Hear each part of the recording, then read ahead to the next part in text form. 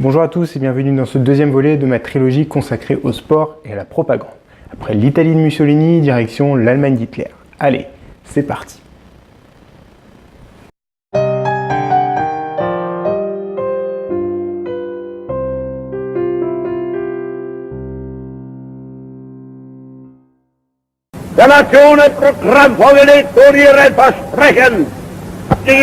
Dans Mein Kampf, son manifeste politique, Adolf Hitler expose clairement sa vision de l'activité physique. Elle est pour lui une nécessité pour conserver le peuple et protéger le pays en rendant les corps robustes et en les préparant à la guerre. Ainsi, elle sera un des piliers des jeunesses hitlériennes et sa pratique hebdomadaire passera de 2 à 5 heures dans les écoles allemandes après l'arrivée au pouvoir des nazis en 1933. Puis, pour toucher le maximum de la population, un vaste programme de construction d'équipements sportifs sera lancé dans tout le pays. Cela peut paraître surprenant quand on sait qu'Hitler, contrairement à son modèle de dictateur fasciste italien Mussolini, se désintéresse personnellement totalement du sport. Mais dès son arrivée au pouvoir en 1933, Goebbels, ministre de l'Éducation du peuple et de la propagande, le convainc de l'importance du sport comme formidable outil de propagande, notamment lors des grands événements sportifs. Très rapidement, le fidèle serviteur du Führer nomme Hans von Schämer-Osten Reichssportführer, une sorte de ministre ou de secrétaire d'État au sport. L'institution qu'il dirige, elle changera plusieurs fois de nom entre 1933 et 1938, aura 2 missions. La première, épurer les institutions sportives du pays des influences socialistes, communistes, religieuses et bien sûr juives. À ce titre, le Bayern Munich, l'un des plus grands clubs de football allemands, en est l'une des principales victimes, le club étant considéré comme juif. La deuxième, trouver et mettre en avant des sportifs qui pourraient servir l'image du parti. Citons par exemple l'athlète Lux Long ou le boxeur Max Schmeling, dont je vais bien sûr vous parler dans la suite de la vidéo.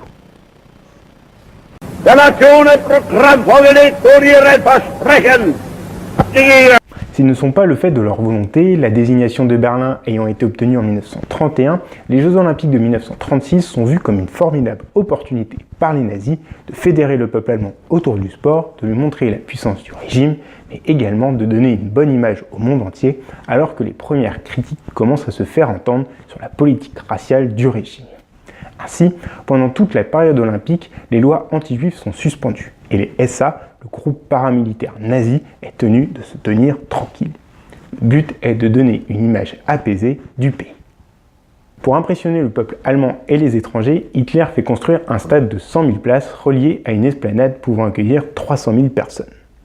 La totalité du pays est mobilisée autour de l'événement, notamment grâce à une politique de promotion tarifaire dans le réseau ferroviaire, permettant la venue à moindre coût de tous les coins du pays.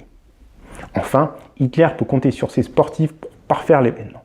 L'Allemagne finit première au tableau du médaille avec 89 breloques, dont 33 en or, battant ainsi l'ogre américain.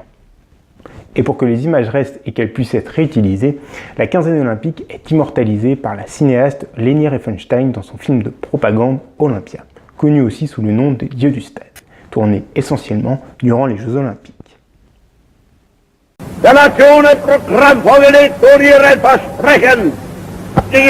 Né en 1905, Max Schmeling devient à 25 ans le premier Européen champion du monde dans la catégorie reine de la boxe, celle des poids lourds, en battant l'Américain Sharkey. Bien que défait de ce titre 2 ans plus tard par ce même Sharkey, il devient en 1936 un véritable héros national pour les nazis en battant par KO l'Afro-Américain Joe Louis. Il est à ce titre l'un des 3 seuls boxeurs à avoir battu celui qui fut élu en 1981 boxeur du siècle. La revanche aura lieu 2 ans plus tard, au Yankee Stadium de New York, le même endroit que le premier combat.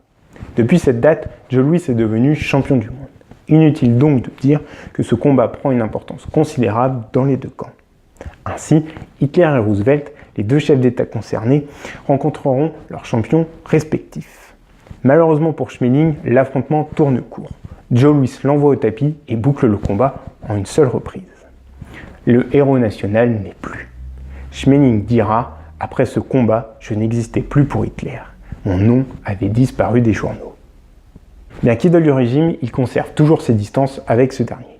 Plus tard, il devient ami avec son adversaire du passé, Joe Louis, allant jusqu'à payer ses frais d'hospitalisation et d'obsèques.